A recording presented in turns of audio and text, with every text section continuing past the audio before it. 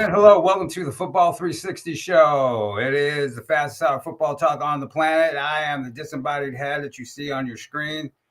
JP Rock, he is Matt Bierman. How you doing, Matt? Doing great, JP. Coming at you live, of course, always on YouTube and X and on 590 KLIS on Saturday mornings, AM radio, Lou Information Station. I think it's louinfo.com. So what's going on? I do believe we have a guest in studio. Yes, and yeah, you look like just like a head just sitting there, which is great. Just a disembodied head. So we have a special guest today, Andy Hafner. He is a friend of the show, confidant. Talk a lot about a lot of these subjects on a daily basis. Is he your attorney, man? He is the stepfather of Brett Ottensmeyer, who we've had on the show before, who is the Parkway West senior quarterback class of 2026, who just recently committed to Missouri State. So I think it'd be a great idea to have him on because he's got a background that's pretty unique because he's done, and he can talk more about it, but he's done some recruiting work in the softball world, which is hyper competitive. He's had, son play Division I baseball, Division I lacrosse. So there's a whole, it's got a good background and a good framework to kind of a viewpoint of where we are with a lot of this. And then I think, the football experience has kind of been a solely unique experience. So I think that'd be really helpful to have him talk through on his perspective. And he's got some good viewpoints too on kind of where the game is heading. So yeah, I mean, Andy's actually been on the show before, so he's a vet. Yeah, well, he's a pro. Yeah. He's a pro. Yeah, just like you and I, we're pros. Yeah. So happy July 1st. One of us. Happy July 1st. Happy July 1st. We're in the dead period. Yeah. And we have 2 FBS teams in Missouri now as of today. So it's actually official today. Oh, there you go.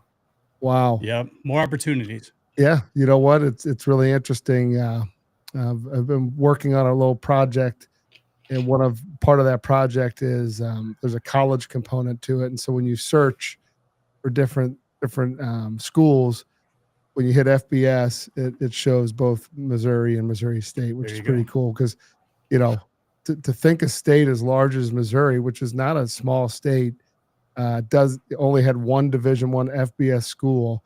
To Mizzou's advantage, probably for a long time having that, but now there's 2, and I think it's only going to grow. Not as far as probably not going to have another FBS team for a while because of all the requirements. But pretty interesting to see how that's going. One interesting thing was they took the fee to go from FCS to FBS from $5,000 in 2023. It's $5 million now. Wonder where that money's going. Yeah, right. Maybe to pay off a lawsuit. Yeah. Maybe. Yep. Kind of like the money games. So Missouri State's, interestingly enough, their first game this year is against Southern Cal. They get paid 1.1 for that game. So right out of the gate, they got a little pocket change to. Well, so when I was a kid, Missouri State always opened the season with Oklahoma State at Oklahoma State. Always. It was and there was not many years where they did okay. And then I guess, more recently they opened maybe game 2 against Arkansas, and then Arkansas quickly took them off the schedule when Bobby Petrino was there because he took them into overtime, I believe. And one of our players / coaches, Kevon Latulis, who plays for the Battlehawks, was at Missouri State and had a really big play to kind of put that game, into a perilous situation for the Razorbacks. So I think it's pretty fun to see that. Yeah. So, you start lining up teams like a Missouri State can be really dangerous week 1 for a team. They don't have a lot of film on them. They're overlooking them. Got a good quarterback. Yep. So, JP, we were just at the Manning camp this past week, and Andy was down there with Brett, and I was there with Braden, and elite football was well represented. I think we had 11 or 12 quarterbacks there out of the 1,400 that were there. There's 1,400. Yeah. So go ahead. Tell me all about it from each one of your perspectives. So, it's to me, you look at camps and you put them in buckets, right? So you have like combines and like things like that. They're like evaluation. gathering information for college programs and gathering information for kids to kind of see where they're at and what they need to work on. And then you have mega camps that are like going to be the big ones where everybody's at. And then you have, one day college camps, which is, more individual. That's, still big numbers, but you got less schools looking at you than a mega camp. And then you have like specialty camps. And then you have the rivals and the 24/7s and the elite 11s and all those types of one-offs that are national. And then you have your specialty, like the FBUs and the regional guys. There's FBUs national, but the regional guys throwing camps. Everyone has its time and place, but the reality of it is, the way I view it, at least for my son, was he's either going to be at a camper combine that is going to be giving him scores and testing results for his betterment and for people to evaluate him. And then he'll be at any camp that has college coaches at it, right? So there's that sweet spot in the spring where the combines will have more coaches in them because of the time of year, because of evaluation periods and such. But the FBS guys are not leaving campuses until, their evaluation period, they can only be on college campuses. But you then look at the Manning camp, and I view it as its own thing because it's its own world. It's during a dead period for the FBS guys, so all those college guys are pretty much, for the most part, done with practices for the heading into the a long holiday weekend the following week. But most of those guys are able to get off and come.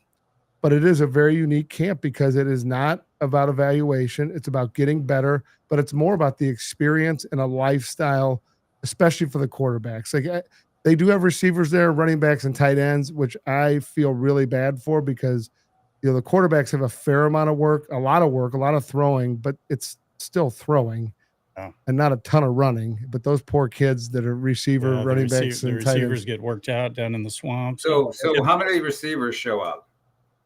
It's hard to tell, JP. You said 1,400 quarterbacks, right? 1,450 total campers, I think. Okay. So how many quarterbacks, how many receivers, running back? I would guess. Or just percentage. 1,000 quarterbacks and 400 others.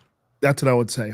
Yeah. So about JP, to give you an idea, 7-on-7, Braden's team, and I don't know about Brett's, he had 3 kids that were non-quarterbacks out of the 10. So 30% of his team was made up of receivers or running backs for tight ends. So that's probably about the same with Brett. Yeah.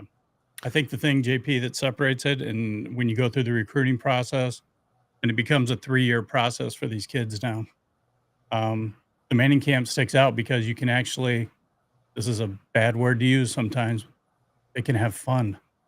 So they're just having fun. They're jacking down. They're learning. They're enjoying themselves. They're getting a lot of throws in, but they don't run a 40. They don't have a coach, standing over their backs.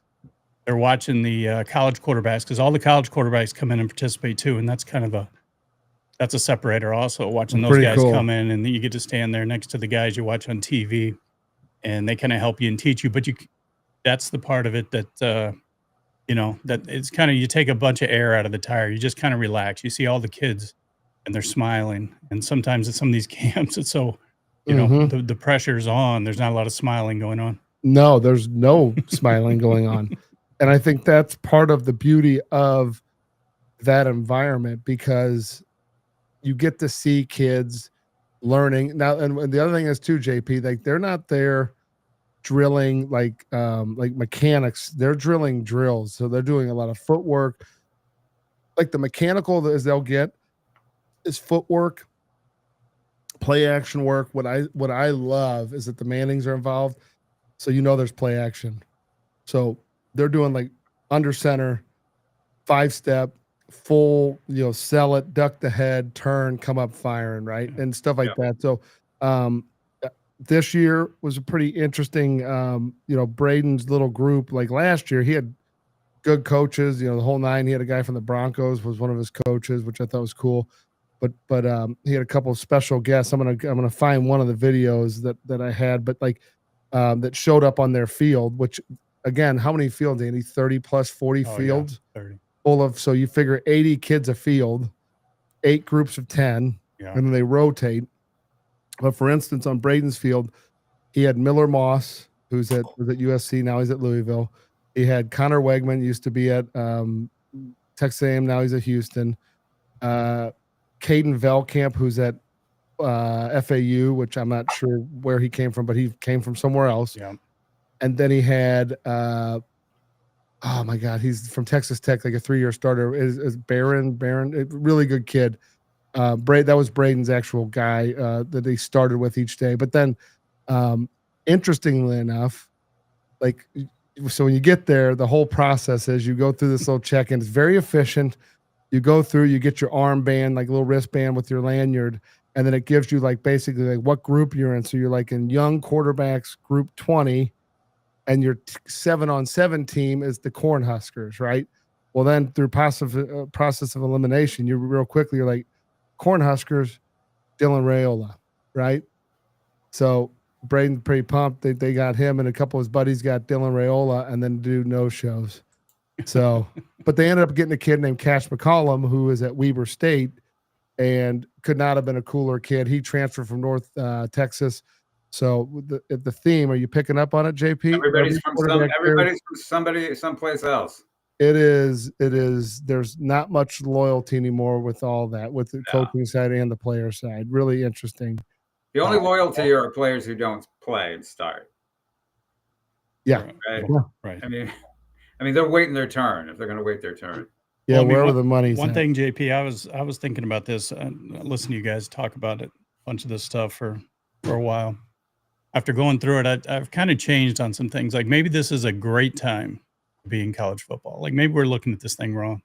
Like all the opportunities out there. Maybe you don't get it right out of high school, but back up the clock 5-6 years ago, and you end up going to, and I'm not disrespecting any schools, you end up at a Missouri Southern. You're there for 4 years. Whether you're playing, doing well, whatever you're doing, you're going to be there or give up a year. So through this process, it's really become, I started off kind of, you think one way and you think it's going to go one way, and then you reevaluate and recalibrate along the 3-year process. And it's really time, I think, for parents and everybody just to kind of change their mindset on this thing. You may not enter where you want to enter the process, but the process allows you to go and become whatever you want to become and work now in college football. Very true. I mean, it's a double-edged sword. It allows you basically have 6 years, right? So your recruitment doesn't start wherever you commit to. Right. However, take somebody like Brett, right? Mm-hmm. They're not going to take Brett. So Brett's going to go to Missouri State, whereas in years past, he might have went to Purdue. He might have went to Mizzou. He might have went to a P4 school. Mm-hmm. But they're going to let him go someplace else rather than them invest the time and the money to develop him. They're going to let somebody else do it, and then they're going to come by and try to snatch him. So it's, For sure. I mean, but it's also if Brett doesn't, if he doesn't go anywhere and develop, he's not getting snatched, or he goes somewhere. I mean, in a perfect world, we stay at Missouri State and he does his thing, and we all shake hands at the end of the day. I understand what you're saying. I get that. But for the kid that doesn't develop at 17, 18 years old, it does give him now a track to latch on to a NAIA, a D2 offer now. And they've replaced JUCOs. They've basically replaced JUCOs. Well, and so I was talking to a guy, Luke Altmaier. So one of the cool things is like one of the practices got rained out, which wasn't cool. But I mean, when it rained. Yeah. I'm JP. I'm sitting in my car, and then they're like, "Oh, this thing's gonna push over," right? Because the day before, one pushed through pretty quick. And Braden's team is on Field 16, which is right behind the stadium at Nicholls State, which is a great stadium. Seats 10,000. Got a state of the art like team room at the end of the stadium. Really nice scoreboard. I mean, I'm sure the Mannings have helped with the whole. I mean, the volume of money that comes through there and all that, but. So he's on a field called the Swamp, which is it's adequately named and rightfully so. It's earned its name, right? And it's like a little drainage around it, right? Because you're low, you're in the bayou, and there was a little water And so like the whole time these quarterbacks are like dodging different drills to make sure their ball doesn't end up in the water. And just because you're there with quarterbacks, a lot of them can't catch real well, right? Yep. You know, the old adage that the best hands on the team is a quarterback. Well, maybe if they can't throw or catch, they probably shouldn't be playing quarterback, but that's another story. But I'm watching this rain come down and I'm like, man, that trench around there is really filling up. Then I looked down at the parking lot and it was a half inch of water on the parking lot. But then what's so cool there is the water just disappears. Like it's gone. It went away pretty quickly. But so they had a practice that was over in the end. They have like a covered field, really nice 100 full size field, covered field. And so we wandered in there and they were practicing, right? Then the college guys are in there. So you got, you name it, Arch Manning, Sellers. Yeah. I mean, Lenore Sellers. Mizzou's guy. Yeah. That was kind of interesting to watch those guys compete with each other, right? Because there's definitely a pecking order. You can start to see it. But yeah, there's all these guys, Bo Pribula, Drew Aller. No, Drew Aller didn't come, excuse me. Oh my God, some big names. There was just literally Gunnar Stockton from Georgia, Ty Simpson from Alabama, Ole Miss's quarterback, Austin Simmons, I believe his name is. I mean, there's Baylor's quarterback. Both lefties from North Carolina. Yeah, two North Carolina quarterbacks, which is pretty rare to see. And both lefties. Yeah, one tall, one shorter. Yeah. But yeah, so we got to go in and watch them throw, and so pretty cool. You get to see some of the up close and personal, but like the more impressive thing sometimes is like LSU's receivers show up at that. And there's a couple and Braden doesn't say too much about like getting overly like excited. Like he's pumped to meet certain guys, right? Or get his picture with them. Yeah. But he says to me, he's like, Dad, did you see that receiver from LSU? Because this dude like walked over by us and he was like talking to his family. He had to have been 6'4.5", 6'5", long armed, and he said, "He's a freak." He was taken aback, which he's seen. I mean, obviously he's grown up in our facility, so he's been around. Yeah. When I walked out today, there was 2 NFL guys in there working out right when I walked out, and just getting ready. By the way, those guys are. One of them, he's got 3 more days left in town, and then he'll. A wedding, a practice, and then he plays for the Lions. And guess what? He's ready to go. And then they're playing Hall of Fame games, so he's got an extra week of practice. Yeah, right. So, but yeah, so that stuff goes on. But the seeing these guys up close in person is really cool. I think for those guys, they can let their guard down a little bit. Those guys, and I think you would agree with this. There's guys there.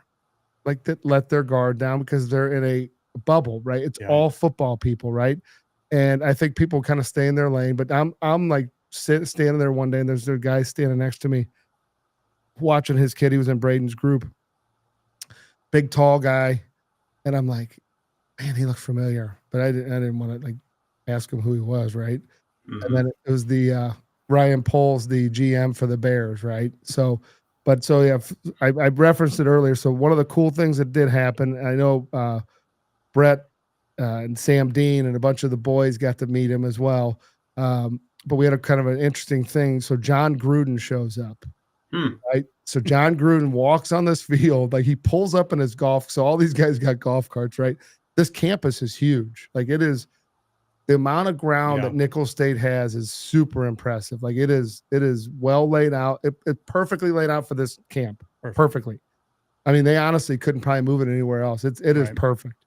So yeah, he pulls up and I see him and he's out there squawking at these kids, yelling, this ain't daycare camp. This is football camp. This is a Manning Academy. So he's, next thing I know, I'm like, well, hopefully Braden's group goes down and he's just kind of hanging there for each group to come through. Well, no, he can't stop moving, right? So he walks over to their group. They're doing a roll out. So Joe, you can play that first one I sent you.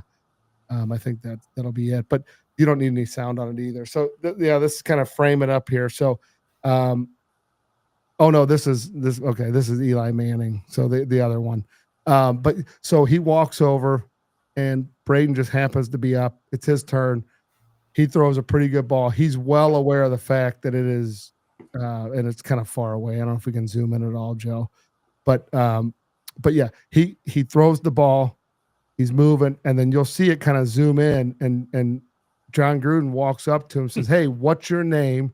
Where are you from?" And you'll see him like right there. That's in the black. That's John Gruden, right? So he's walking up, says, "Hey, what's your name? Where are you from?" And then he says some like funny thing like, "I got a questionnaire for you to fill out later," or something like that. But Braden was on cloud nine. I mean, because the amount of stuff that's going on social media right now with John Gruden and football, and he was just in St. Louis the night before or 2 nights before throwing out the first pitch. It's just the synergy's great. Every one of these quarterbacks is watching his show when he's breaking it down with the draft prospects, and then for him to be there, and he got a picture with him. I think a lot of them got pictures with him because he's just a cool guy. Like he's authentic. And but then to have him walk up, and then Joe, you could play the other one, but that was basically Eli Manning came over and was teaching play action to a bunch of kids that the vast majority of them do not understand play action, right? Like under play action. Or right. So, but it was funny. I was watching because Braden and one of his buddies were in there, and they're like tooling over to the next drill, right? And Eli's working the line on the left, and then they get in the line on the right. Then they realize, like, oh, that's Eli Manning. One rep later, guess who's switching lines? Like, they were at least astute enough to like figure it out, right? And so, but Eli, the Mannings do take it serious. This is not like a cash grab scenario where they just come and like okay, something as simple as you're standing in line to check in, it's hot. They're giving free waters out, right? Some little stuff like that. Andy got his picture with an alligator and a snake. No, that's not true. That's not true. So Matt's point is they just don't put their names on the camp. They're everywhere throughout the day. You'll see them. You're going to see Arch, Peyton, or Eli, or Cooper Manning all day, all the time when you're there. They're not just like, hey, dipping out and flying somewhere and leaving the camp, to the workers. They're part of the camp. They are definitely part of it.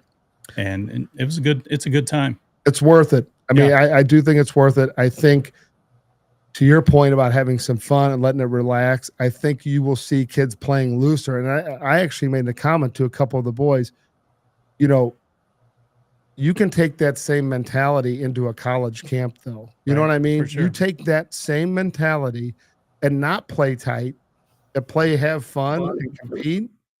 Right. I think that's half the battle is like learning how to do that too. And being in an environment like that is really cool to see. Yeah, for sure.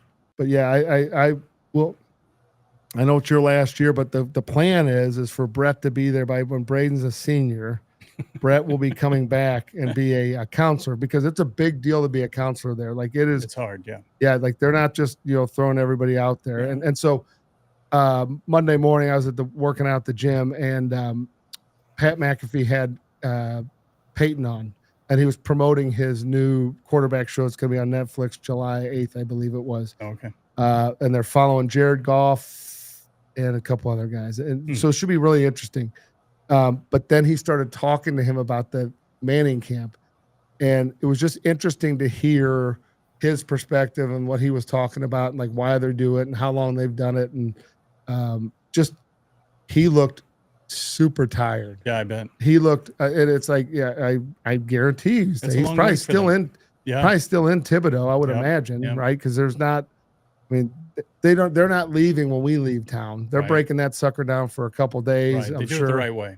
Yeah, and it's just a really cool operation. So yeah, I'll be back there, I believe, next year. Already starting to look at hotels and all that stuff because you got to do it. You got to do it way ahead of time. But yeah, I'm excited. I was happy we did it, and now it's kind of the culmination of the summer, right? And so, what did you guys do? Like, what was your plan going into the summer with Brett? So to kind of set the stage, Brett, class of 2026, he's been getting recruited. But let's talk through the process because he's at Parkway West as a freshman. Right. He's got good prospects. He looks like he's going to be a guy. Like you can start to see who's who. You can, but here's the problem: you can see who's who, but a lot of stuff has to happen for it to even get near coming to fruition, right? Oh, Like, yeah. a lot of stuff Yeah. has to happen. It's a 3-year process. And, like you said, when he's younger, and this is something for all the parents, you're going to see your son or your stepson or whoever it is. You're going to think they're, oh, he can play. And everybody thinks that about their kid. Then you watch him play and it's like, okay, he's getting there. And then somebody like JP, of all people, I didn't know JP from anybody. He kind of comes out and says something to you and writes something about him. And it's like, okay, starting to feel it a little bit. Goes to his first mega camp, gets hit up by University of Arkansas. Now, remember, this is 3 years ago. So it seems like, oh, okay, that's going to be his level of play. Because Correct. the process is moving so fast at that point. Everything's changing. Everything's changing midstream. Every 6 months, the process changes from the time he was a freshman to right now. So we started going to camps, and then we quickly realized that, yeah, you can throw a ball, but your training you're behind on your training. You're behind on your size, your speed, your movements. So we kind of braked on the camps after we went down to the Arkansas camp. We actually went to Missouri State on the way down there. We had 2 other camps planned that summer, and we shut them down because he wasn't camp ready, because there is that part too. You can throw him out there too soon. You throw him out there too soon, somebody makes an initial opinion on him, and you have a hard time getting over that initial opinion they drew on him. Which just sucks as a freshman, right? Like, come on, like, but it happens. It happens. And then, but then probably the biggest decision was made after that freshman year of the whole multi-sport thing, right? Like playing basketball, like messing around with baseball, played a little lacrosse. And then it came, okay, what are you going to do? What are you going to try to do? And that's when he made the decision, and we helped him, obviously. And his dad's been great. His mom's phenomenal. And he made the decision, okay, I got to put everything aside. I got to live an unbalanced life. And that's just the nature of it nowadays. And then we started down the path, and then a lot of training in the off season. We tried to get him out to some camps that didn't interfere with anything early in the year, like maybe March, April, stuff like we would go to these Under Armour camp. We went to an Under Armour camp in Miami, and you see some eye-opening event. You see some creatures out there. Yeah. So part of it was for his development. A lot of it was for his development, just to look around and say, hey, you got some work to do. Look at these guys. They're your age. They're in your grade. Well, they might not be your age, but they are in your grade. But they're in your they're in your recruiting class. They count. So along that whole journey, the whole process continues to change. The transfer portal busts wide open. That turns into from a dirty little secret to a mainstream way to do business. So you're navigating all that too, and your expectations are starting to the goalpost. They're moving the goalpost on you, essentially, right?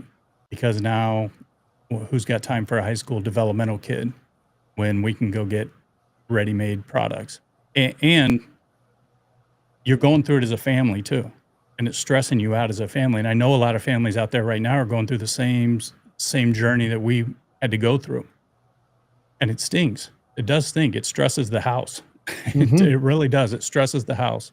And but we always kind of had a working theory in our house, and it was, if I don't want to be doing more recruiting than you're doing work. So if you're doing the work, well, anywhere, anytime, like the old Fresno State football teams, anywhere, anytime.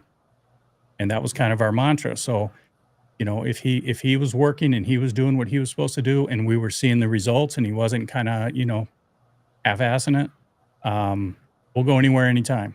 No, whatever it took. And that's kind of how we got to where we got. But along the way, you get offers, and then people, kind of haters or whatever will be, oh, those offers don't matter. They don't matter. They don't mean anything. And it's like, they're right. In the true sense of the word, they're kind of right? You can't turn around and say, yeah, I'm coming. They're going to be like, oh, hold on. Hey, we still need to see you throw 4 more times and evaluate you 6 more times. And But all that is just the process to get an opportunity to fail. Right. And That's- I think people don't understand. So, like, yeah, you can hate and say, oh, that kid didn't get it, or his offer doesn't mean anything. It's a whole lot better having that offer than not having that offer, because what it does, it puts your name on boards, it puts your names in circles, right? Like, those are the kids that now all of a sudden, like, hey, we want you to come to a game this fall, Yeah. right? We need you on a game day visit. You know, there's levels, right? And there's levels to all of it, which again, a game day visit means nothing. But if they're trying to, kind of hedge their bet that you might turn into a guy, then they start to do things to kind of put themselves in a position without doing too much, right? Yeah. But these offers, you're right, they can come and go. But the truth of the matter is Brett got offered after his sophomore going into junior year, which he, ideally he would have gotten way more reps as a sophomore, ideally, right? They had a senior that got the lion's share of the Right. reps. He got some reps. I think, I remember talking to you about it during the time. In a scenario like that, you would rather have more reps than less reps, right? Sure. And it's just because you're judged ultimately on game film, Yeah. right? Yeah. And so he gets offers at Lindenwood, from Miami of Ohio, Kent State, which again, I always tell people, if your first offers come from MAC schools, you're in a good spot, because they don't usually, like, they throw offers out, but they have a high hit percentage. Like, they are Right. not naive when it comes to recruiting those Right. schools, like, because they're not afraid to pop on somebody, whereas a bigger school's like, we're not going to do that, because if we do, Mizzou pops, Georgia pops on you, Right. or whoever, like, Right. somebody else is coming in. So also on the offers, Matt, you talk about, how they don't mean anything. Well, I would ask that same family or those families, if you send your kid to a camp, the best outcome for your kid after that camp is an offer. That's the best thing you can hope for. That's your trophy from the camp, is an offer. You went to a camp with a bunch of college coaches standing around with the ability to offer you. That's the best thing you could hope for. But the whole thing with Brett, that's one thing. The families that go through this, this is actually a pretty good time, even though it's a dead period. I was kind of thinking on this, like, there's still FCS D2s. There's some other schools that are still holding camps. Oh yeah, still bringing kids in. Take advantage of this dead period here. Don't get yourself reorganized in your mind. Does your child want to play college football? If it's FBS or nothing, or if it's Power 4 or nothing, that's a rough road to go down. dangerous this day and Dangerous. age. The game has changed. When you can go to Missouri Western and get out of there. You can go to Missouri Southern and get out of there. You can go to Carbondale and get out of there. Yep. So take advantage of this dead period, because there still are camps going on late July. Yeah, at some it's other dead schools. for FBS, not Right. dead for everybody That's else. correct. And I think that's what people have to understand. And something you said earlier, and I had a guy talking to me about camps. I was just talking to a dad down at the Manning camp, and he was talking about, well, yeah, he's like, he did like one of these big quarterback camp deals. And he's like, at the end, they were handing out MVPs and this and Yeah. that. And he goes, I really felt as though there was a lot of jockeying by the local or helping quarterback coaches that Right. their guys win, right? And Right. so I looked at him, I said, truthfully, we do not, at our camps, we don't do MVPs. Like, we've done selections for like an all-star game, stuff Yeah. like that, but like, that's the extent of it. And I said, truthfully, the only award you want to win at the end of a camp is a scholarship offer. That's Correct. it. I mean, don't fool yourself. Yeah, you can get an MVP. That's great. You put it up there, but I would argue, if a college coach isn't there and didn't see it, it doesn't mean anything to them, right? It's just arbitrary. It's not bad or good. It's just Right. nothing. So, Yeah. where do you think Brett would have been had you let him just keep playing basketball and baseball or lacrosse, and just kind of just decided to let come what may? I don't even want to think about that. Because honestly, we hear from families all the time. You grow up with everybody, right? So Brett's been in the same school his whole life since he's in kindergarten. So we know all the families. We hear all the other families. We meet families at camps. He doesn't want to do football. He wants to play basketball. He wants to play baseball. We have to go to the lake. We have to go to Disney World. We have to go on this vacation. We have to do this and that. We took the mindset of you're just going to live an unbalanced life for the next 3 years, and it's going to suck for you. I'm just And then you get to win and live an unbalanced life for 5 more years. for 5 more years. And we used to always have a joke about the lake. You know, I said, hey, that lake has been there for 500 years. Yeah. It's going to be here for 500 more. Somewhere in your life, you'll get to the lake. Mhm. Now, I know it's not for everybody, but if you tell me on one hand, your kid wants to do this, or you want to do this, then on the other hand, you're going to tell me you're part-time in it and you're letting the kid drive the decisions, it's not going to work. And that's the part that I think the parents that frustrate us the most, and we get a lot of them. It's like, okay, you're going into your senior year right now. You don't have a lot of options. If you have any options, you may not have any options to play college football. And you're bemoaning the fact that 2 summers ago, you didn't want to do this and you didn't want to do that and you didn't want to do this. And now you're trying to microwave the process in the next 3 months. Go to a school. This is what we were kind of talking about earlier. You better find a spot. And it may not be something you thought it was going to be when he was 12, but it's an entry point into the company. Get hired into the company somewhere. Yeah. And don't be too proud or don't be too, ego filled to take a lower level offer to start with, because we had plan B lined up. We had plan C. We had a lot of different options, and it takes everybody to get your kids recruited. I say this all the time. It takes everybody, but the main person it takes is your kid. He has to want to do it, and then he has to do it. He has to perform. Yes. And then how do you perform? You train, you develop, you hone, and you build confidence so that when that time comes, you're ready. So to give people some background how this works.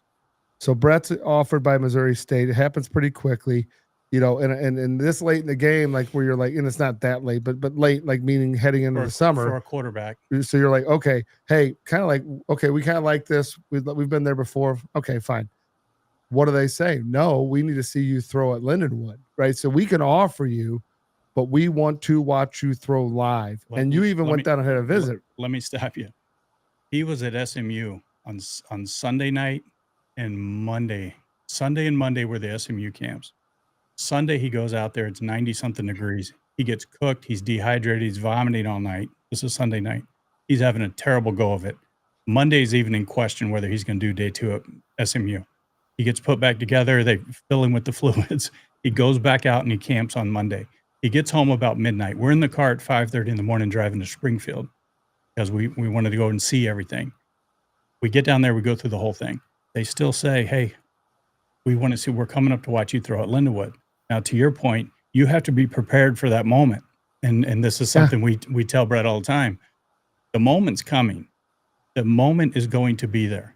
Is it going to be a good moment or a bad moment? But the moment is going to be there. It's coming. Regardless. So yeah, that was kind of his week. So he went to Lindenwood, did good and they were, standing over top of him on Friday. He did good. And but he was ready for it. He didn't just show up at camp after playing sports all spring and then saying, I'm going to do this. I think there's an unfortunate lie that is told to people about, well, you need to be a multi-sport athlete because every year at the national championship, they put that stat up. What they never put up is what years those kids played those other sports. Yeah. Because when they show up at Lindenwood and you show up on their campus, they expect to see you in football ready shape. They are not, there's no column that says just got done with soccer season or tired, baseball. Little tired. This third camp this week. They do not give a, know what? Yeah. But I love the multi-sport kid. I really do. I think it's so good for them. But there does come a point when you start reaching those ages where you're taking something seriously. It's a rare guy, a rare girl who can be ready for those multi-sports at a collegiate level and evaluated at a collegiate level. And you're probably not one of them. So that's just the straight facts. So you have to One good thing we've always done with Brett, his dad's done it, I've done it, his mom's done it. We've been very brutally honest with him. So when we started early in the game, we were thinking, you know, this thing's going to be it's going to go differently. It was going to go a lot bigger. Well, things change. Instead of whining about it, we just went to Brett and said, hey, that ain't going to happen. That ain't going to happen. Readjust, recalibrate. Nope, it's not going to happen. You have to do this. And he went along with it. He trusted us enough to say, okay, yeah, I understand. He had some not fake offers. He had some early offers. They're not fake. They were early just offers. early non-committables. Early non-committables. And we would make him reach out to those coaches to prove that, hey, that's nothing. I mean, it's something, but it's not committable. And he would send a tweet or a text to the coach, and that he would get something back that wasn't very positive. And we'd just look at him and be like, told you. Oh, it's a heartbreaking. Back to work. And it's heartbreaking. It's hard to do to your kid. It's hard to do to your, you know, you're guiding this little guy through the process, and but you have to be firm and honest with him. You can't BS him along the way, or you're all going to get BS'd at the end. So what you see online, JP, we've seen this for years. Like there's a 1% group, right? So the goal is obviously, like in that dream you had, you want to be the guy who's got leverage on the schools, because there's a group of them that do. Because once a bunch of big schools come in on a guy, then the power, the leverage switches, right? Now you got it. They don't have it, right? So the reality of it is it's very rare, right? And I've been around it a few times, but that was in the old recruiting stage. I mean, there was a feeding frenzy for a numerous, number of guys over the years. But now, Christian Cantwell, right, JP? He's a guy that definitely Jackson. Christian the dad. Jackson. I mean, he came on the show. We talked to him. He was blowing up already. You could tell, like, oh my God, like this is going to be like a feeding frenzy. But he nipped it in the bud, committed early, and then he's just going to go about his life and then show up there and do his thing.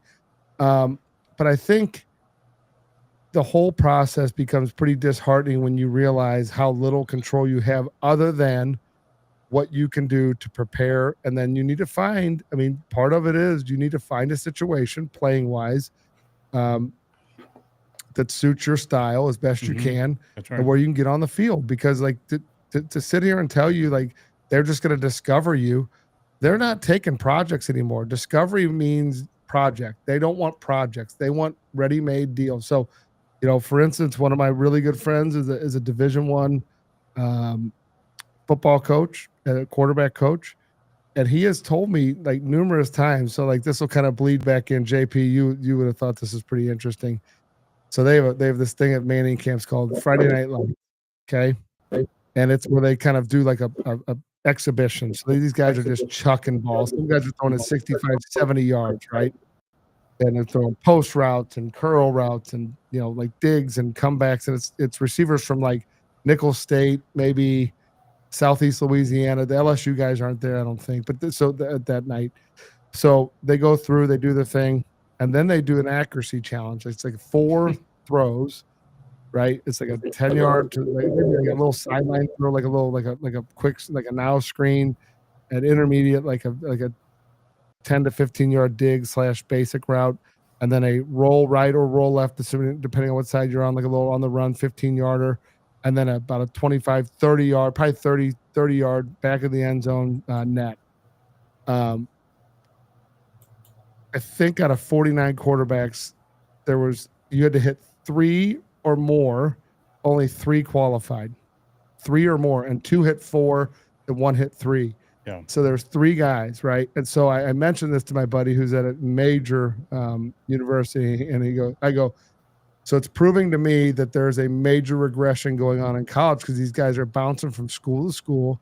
They're not getting developed, right? They're trying to find the next guy who can kind of just fit their mold. He goes, Matt, I'm gonna be straight up with you. I've been at all different number of schools, talked to all these guys. He's like, very few of them, if any, even know how to change someone's mechanics, let alone help them. So it is what it is. Whatever you're seeing is what you see. That's it. That's all you got. So unfortunately, those guys are not, like developing. So you think your son is going to go to college and get developed. He's going to go to college and either sink or swim, And if he ends up being their guy, they're going to pour into him offensively, teach him what they need to teach him. If he's not in that fold of the number, 1 or 2, he's there looking for his next home, right? And I think that's the unique thing is almost every one of the quarterbacks there, it's just a sign of the times, was on their second or third school. Oh yeah, every one of them. I think there were 2. Even the kid from Dartmouth was at a different school. Yeah. Like, you figure you're going to go finish your career at the Ivy League, and then and they don't even think twice about it. JP, are you still there? Yeah, man. Hey, JP, what on the Missouri recruiting front? What are you seeing with the 2026s right now? Any updates? As far as Braylon Ellison just committed to Missouri today. I did see Mizzou is slightly above or underneath Idaho in their recruiting ranking. Do you know anything about that? No, I don't pay attention to that stuff. Recruiting rankings this early in the. I don't pay attention to that stuff because most of it's wrong. And whose rankings are you talking about, Matt? I don't even. It was someone that they said that they're wrong. That's silly. If you're talking about high school, Ellison committed today, and then Jacob Eberhardt. I'm sure you saw that. He's announced his the 12th, I believe it is. Yeah, the 12th, and he's going to have a big deal downtown at a local establishment. So that's the next big thing. Yeah, I think we went to Cadobo when Brett committed. Did they have They have. Did you stream it live? No. Cadobo. They did have free chips and queso on their card, on their membership. Oh, there you go. Some guac. I didn't get the invite, so I don't. Me either. We always said we didn't want 5 hats. We just need one. Just give us one hat. We're looking for one hat. It's the truth. We don't need a harem. We need a wife. So that's kind of what we were looking for. What I looked on the 247 site. 23 Missouri kids. The only one that I use. You and Matt like those fan sites. Yeah, we do. We do. There were 23 kids ranked from Missouri in this class, 15 Power 4 offers. So that's staying pretty much on track for last year. I think there were 23 Power 4 commits in the 2025 class. So it's probably going to end up being about the same, it looks like. Yeah, and I think they're still going to try and figure out all these roster, concerns, like with 85 versus 105. How they're going to shake those guys out, what they're going to do with that, who's getting paid, how much they're getting paid, all that stuff. Like some of the things we're starting to hear now is these guys are signing 7-month deals right now. Like maybe that's just because it fell in July, right, rather than a year to year, right? July is kind of their administrative year, right? So 7 months. So that leads you to the first. Now I had a coach tell me yesterday. There's a new portal period just opens on the 7th to the 12th. There's a summer portal period they just added. Are you kidding me? They just added it. I had a coach was at the facility yesterday working out. Huh. He's on summer break. He and I were talking, and he's like, "Yeah, you're not gonna believe it." And I told him, I said, "There's a kid at Nicholls State. I don't know who the receiver was, but I could tell you this: he was really good, and I will promise you, he's not gonna be at Nicholls State for long." Yeah. I don't know his story. I don't know his background, whatever, what year he is. Maybe he's a 5th-year senior and he's, from Thibodaux. I don't know. But he could run. He could track balls like nobody's business, which that's hard to do. Yeah.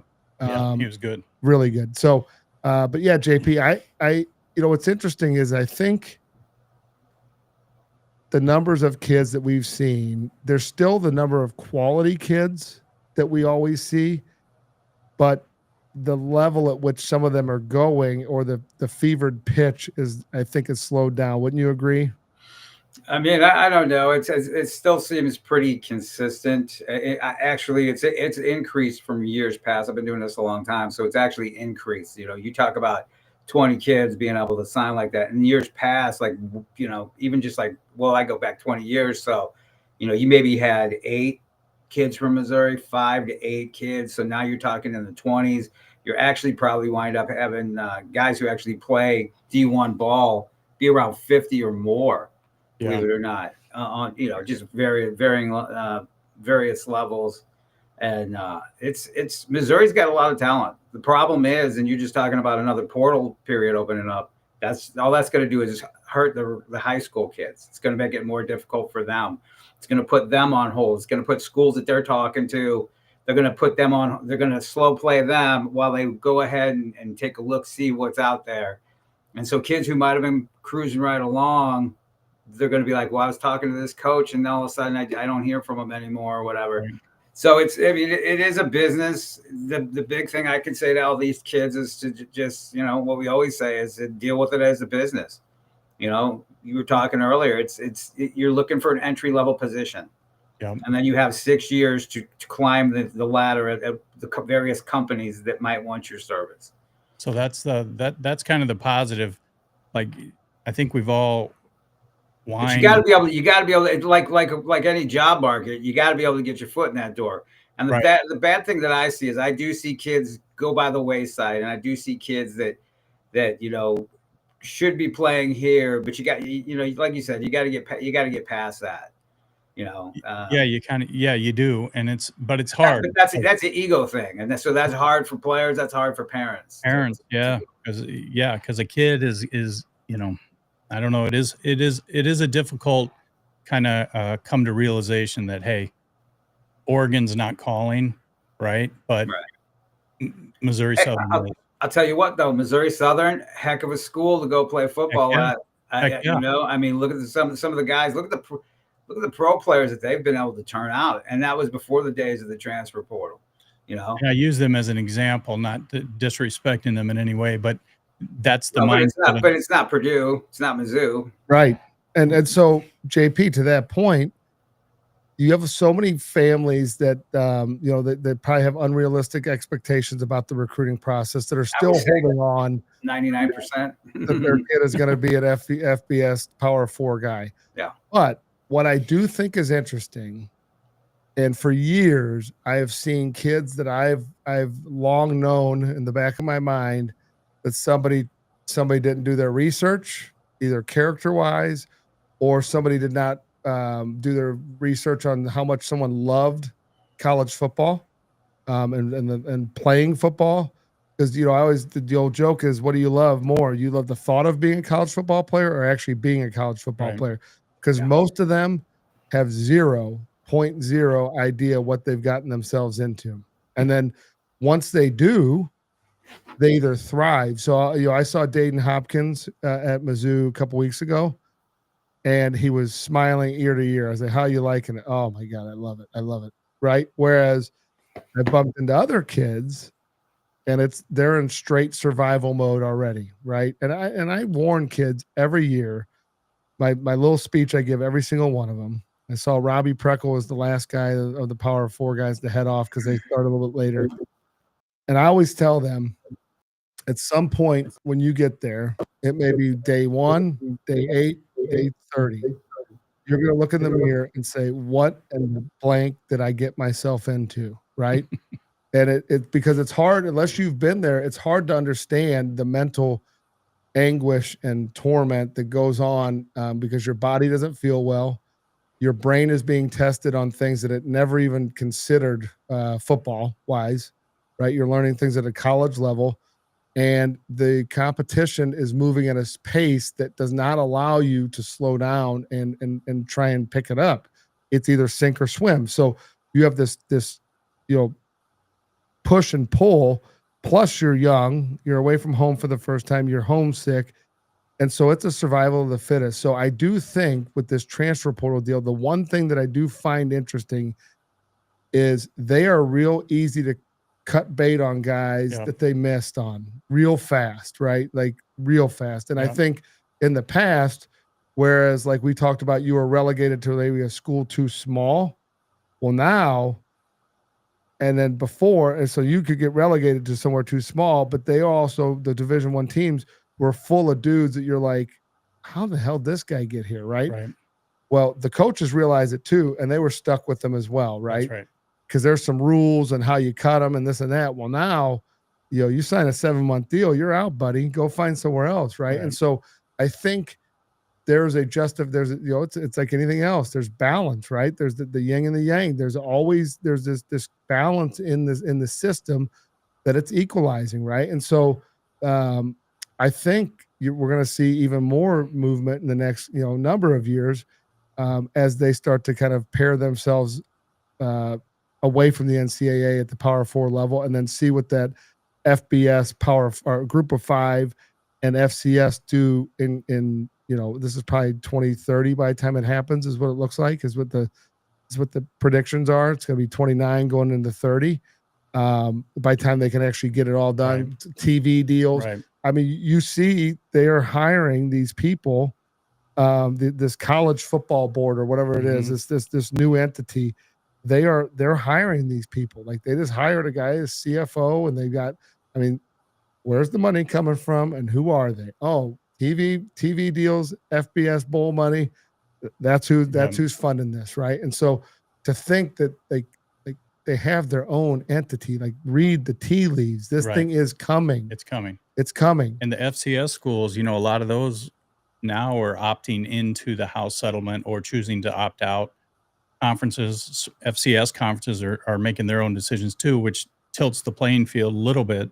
If you can expand up to 85 scholarships from 63. I know I saw North Dakota State just did that. That's a hell of a program. Great program. They recruit really strongly in our area. Yep. And they are Pros. Yeah, they're professionals. So as far as the recruiting goes for the high school kids, pay attention to that too with your FCS selections. If you're headed down the road with an FCS school, make sure you understand their scholarship limitations also, because they're different. So it's called the College Sports Commission. They're the new enforcement arm slated to oversee the house settlement related impasses, which, again, we've talked about this. JP's probably tired of listening to me talk about it, because I've talked about it like probably 20 times. But I am very curious to see the first time they deny a kid making money. That's not fair market value, right? So they're supposed to be the arbiter of this of truth, like they're non-biased. Yeah. Well, no, they're not. They are biased because they're getting paid by the college sports board. They're not getting paid by, like, come on. Well, I thought it was funny too that in response to that, the schools before July 1st started front loading their NIL money, of course, because they didn't want it to go through the Deloitte scan. But here's the thing. What are they gonna say other than like yeah, okay, fine, you're gonna pay $100 million or $5 million or $2 million or $250,000, whatever it is. It is fair market value is what someone is defined by, what someone will pay you for what you had. So if you have a house that you think is worth $300,000 and you put it on the market for $300,000, the fair market value is not what Zillow says it is. It's what you get paid for your house. And something else interesting, I saw Sacramento State, a lot of kids in the area holding offers from Sacramento State, tried to go to FBS, got denied by the committee. They hired an attorney. The attorney's last name is Kessler, the same guy who was attached to the house settlement, fighting against the NCAA. So he already has a proven track record of beating the NCAA. So it'll be interesting to watch the Sac State elevation to FBS court battles. Yeah, because they really want to hold people out of FBS now. I think that fee went after is even more than $5 million now. It's going to be they put a hold on it, I think. So again, they're getting their ducks in a row because, but again, if you're Sac State, why would you not want to get in? Well, they want to get in. One of the things they're holding out on is, they said in 2017, Liberty did the same thing. Went from FCS to FBS without a conference invitation. James Madison did it, but they had an invite already to a conference. Liberty did it with no invite. Sac State's trying to be an independent FBS team. And the judge has said, or the committee, actually, the NCAA Oversight Committee said, no, you can't elevate right now. There's no way you can sustain yourself or piece together an FBS independent schedule. Yeah. So, and their claim is, hey, you just let Liberty do it. And the judge said, well, that was 2017. We all know college football is a different animal today in 2025 than it was in 2017.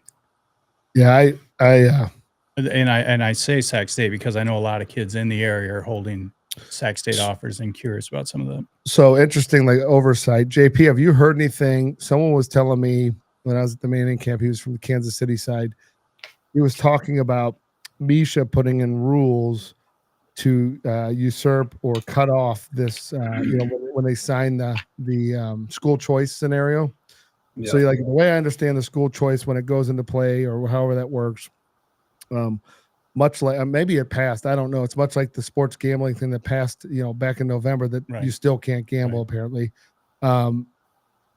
So you have the scenario where they're going to say like, okay, say it's just Parkway. That's an easy one because I know the bordering. So Parkway opts in. Well, then they can accept kids from Valley Park, Pattonville, Rockwood, Kirkwood, and somewhere else, right? That's the ones that touch their borders. So you can then pull those kids into your school based on this new school choice law. So then they're saying that they're going to put these laws or these rules from Misha that say, hey, say there's a guy that's coaching club basketball or 7-on-7 or club baseball, and he happens to coach over at XYZ Parkway Central, whatever high school, doesn't matter. If any of those kids from Pattonville transfer there, and maybe the guy might even known them, but like then they would be ineligible because they could have been tampered with. And the reality of it is like, as we've talked about, JP, you've brought it up 1,000 times, like what's going on in college is coming down to high school. It's not the other way around. Like they like NIL, all those pro behaviors of the pro sports that have gone down to the college level are now coming to high school. So a kid say can earn, like here's the thing, like why would a kid not be able to earn NIL money right now in the state of Missouri when there's federal laws that speak explicitly about what you can and cannot do as it pertains to limiting someone's rights to earning for their name, image, and likeness, right? So that person decides to get paid by Jimmy John's or a local tire shop. Who is Misha to say that person can't? Do their laws override the federal statutes? I don't think so. Right. So the first time somebody decides, hey, we're going to block Jimmy from transferring to a school that, by the way, is a state law, at that time, say it goes through. Who are they to say that, right? That they can't. So the first time they get taken into federal court, not state court, or threatened over someone's eligibility, I think there's going to be a reckoning, and I think they will finally succumb and be like, okay, yeah, this is okay, yeah. But all they need to do is look at what happened to the NCAA just now. Like that's exactly what just happened. Like you were not paying people or allowing people to be paid, right? Not that the schools are making money off that kid's name, image, and likeness, but the reality of it is there are components to that if you limit someone from earning, right? And so I think that's going to be interesting to see kind of how this plays out over the next 5-10 years, because I think you can see which way the ball is rolling, and I don't know that it's going to stop. They did vote in Missouri that a Missouri kid signs at a Missouri university, they can get their NIL money while they're in high school. So a local kid, Missouri kid, signs with Mizzou. When he signs in December, he can start getting NIL money while he's in high school. Just back up the truck, man. Back it up. Right? Yeah. So JP, what are your thoughts on the on that component, with like them getting involved with kids transferring from school to school when it's a state rule that you can do it, right? I just think it's going to be very interesting to see, because I would say it's not policed all that well right now anyway. I mean, the kids that I see are eligible versus ineligible. Like I understand the rules and why they're in place, because there is some craziness that goes on and there has to be the rules. Right. But I've also seen scenarios where you're like, why is that kid ineligible and this kid is eligible? Like, make it it's super selective. It's super selective.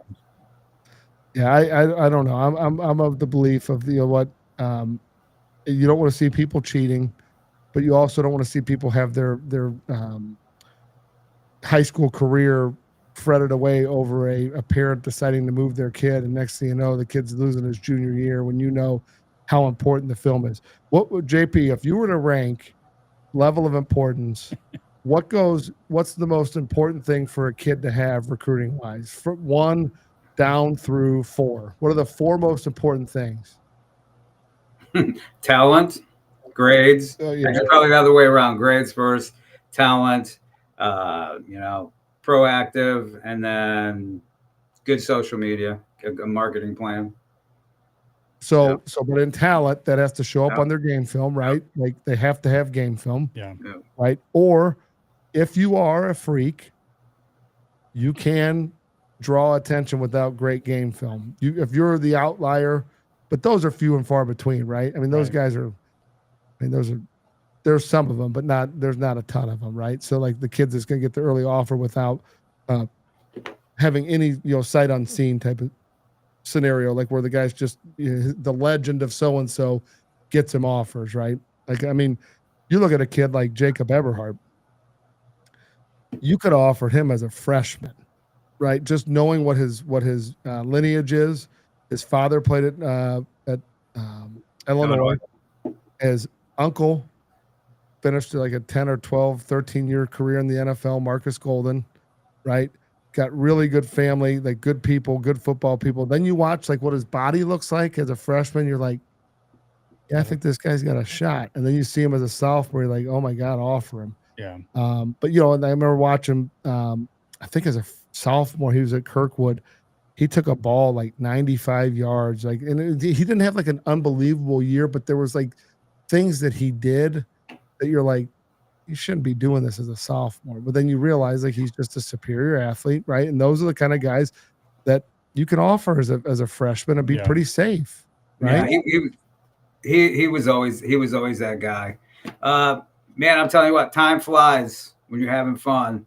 So we're past our due time because Matt's in studio running the ship. Hey man, JP, you're at the the home studio today. Control. So it's rudderless. Joe's over here is this. Joe's blowing up my phone, being like, "Hey, listen, I don't see anything on my screen. I'm gonna keep talking till you tell me to shut up. How about that? Shut up." JP, you normally just do it nonverbal. You just look I do, right? I do, but I got a little bit of a delay going on okay. my end, so it's hard for me to like that right. Explains it. Right. So anyway, that wraps it up. It was great having Andy in. Andy, anything you want to plug? Any social media? Anything you got going on? I got no social media. I got nothing going on, and just thank you guys for everything. There you go. It was great hand in hand. So you can't reach Andy any place. No. So the way he likes it. Right. Hey, that's a good way to be. Yeah, no doubt. Hey, any questions you have, direct them to JP Rock Scout you on Twitter. Right? Nope. Got the man. F that up, man. All right, Joe. Put our social. JP Rock Scout you on Instagram. Yeah. You can reach out to me with all the questions Matt wants you to ask me at JP Rock MO on X. JP Rock Scout you on Instagram. Matt, your social media on X, Elite Football, on Instagram, Elite Football Academy. Always look forward to hearing from everybody. Football360show.com is where you can find everything, all the old episodes. You can find us on YouTube, on X, like, subscribe, share. You can also find us on Apple Podcasts as well as Spotify still. So that does it. That's a wrap. And enjoyed ourselves as always. Everybody go out and enjoy the hot weather. It's pretty nice out, actually, all things considered, especially if you're not having to practice today. And anything else you want to say, Matt? Training Wednesday, training Sunday. Have a happy 4th of July. Yep. Happy 4th of July. We'll talk to you soon. See ya.